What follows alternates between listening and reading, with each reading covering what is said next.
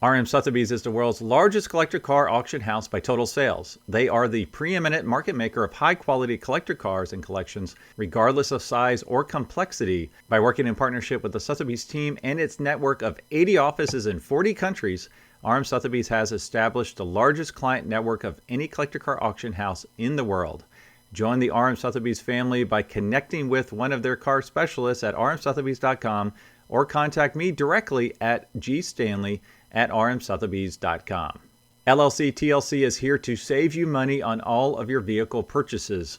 LLC TLC will permanently register your classic cars in Montana to avoid any annual renewal fees. As your registered agent, they will handle everything for you so you never have to step foot in Montana. And as a listener of this podcast, LLC TLC is offering 30% off your entire package. Simply go to llctlc.com/classic or mention this podcast when you contact LLC TLC directly.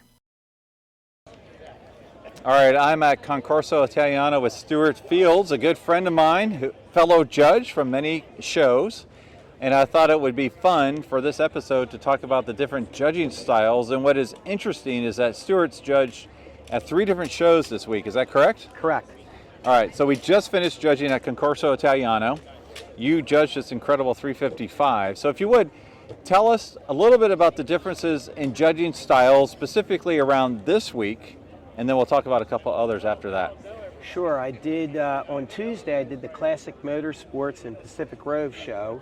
And that show is not as intensely judged. It's more like what we call like a French judging type of show where we're not looking for every, certain hose clamps and this and whatever. It was a fun show. People bought their cars.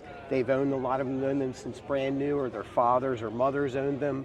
A lot of them restored the cars. So it was a real folksy, warm, not as intense, just a fun show. On Thursday, I judged at the Ferrari Owners Club of Monterey, California, that was in Carmel. That was more intense, where we used IC Jag judging, which is what they use at Pebble Beach.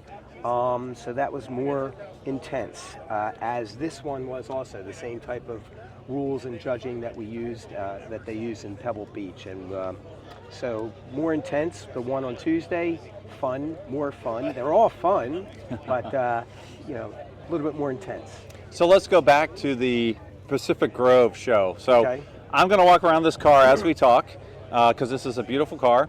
So what does that mean exactly? So if you have a car that maybe isn't totally perfect on the nuts, factory restored, but is pretty nice, good history? Yes. Is that kind of what you're looking for correct. In that scenario? Correct, in that type of judging, at the French judging type of judging, yes. So explain that, French judging, that's more of the Concours d'Elegance? It's still a concourse, but we're not testing for functions, starting the engine, doing the operational functions, things of that nature, and making sure every piece of the car is factory correct type of thing.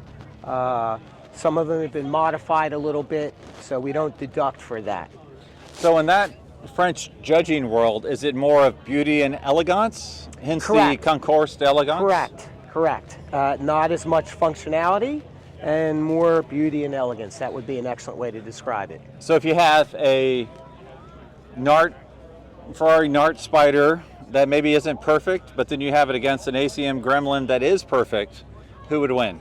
I would probably want to give it to the Gremlin, because I am sure that Nart Spider wins everything hands down at every other event. And this one, I told you, is people of the area had bought their cars and they've been in the families since, for such fascinating stories. One woman had this 1959 Chrysler Imperial convertible that was stunning, and it was her father's, and it was all original. The car was all original, and she had a lot of stories with it. Another guy had a Carmen Ghia that he had restored that was in the family in 1956 since new, and they gave it to him at 9 years old. He was an Eagle Scout, and he restored the car himself when he was like 10, 11 years old. Oh my gosh. And stories like that. It was just a warm and fuzzy type of show, whereas this one, people are a little nervous with these type of shows because it's more involved judging. So let's talk about that. You said IAC, right? Yes. What does that mean? That means these are the standards, the rules that were created to judge at Pebble Beach, where you go through parts of the car. Obviously, there's exterior, interior, and engine and chassis. So typically you have 3 judges, one Correct. for each. Correct, one for each, and we all look at the car as a group, but we all have a section, and so and then we mark whatever we see that may be incorrect.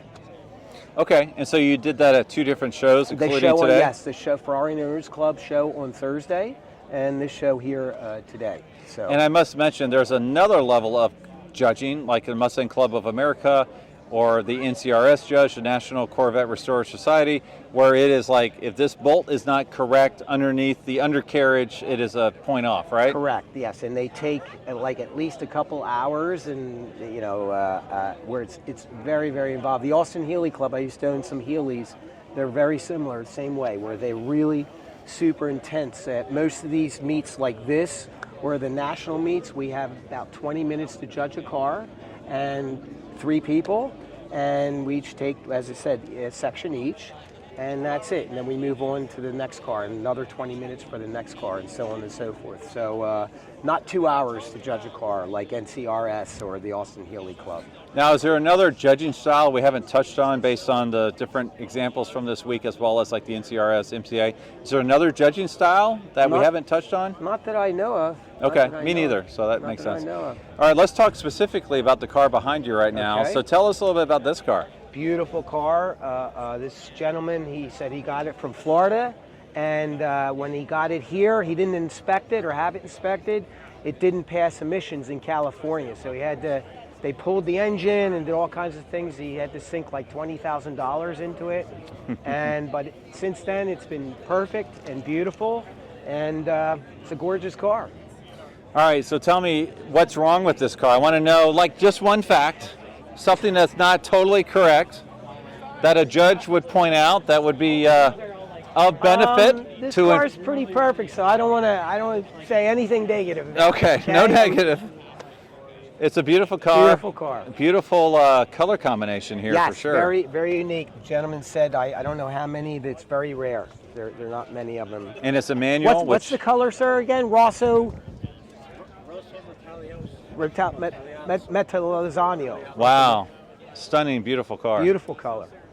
School of High Performance Driving. Very nice. Well, Stuart, thank you so much for your time today. I appreciate you being on the Car Podcast. I appreciate you having me, Greg. Thank you very much. Yeah.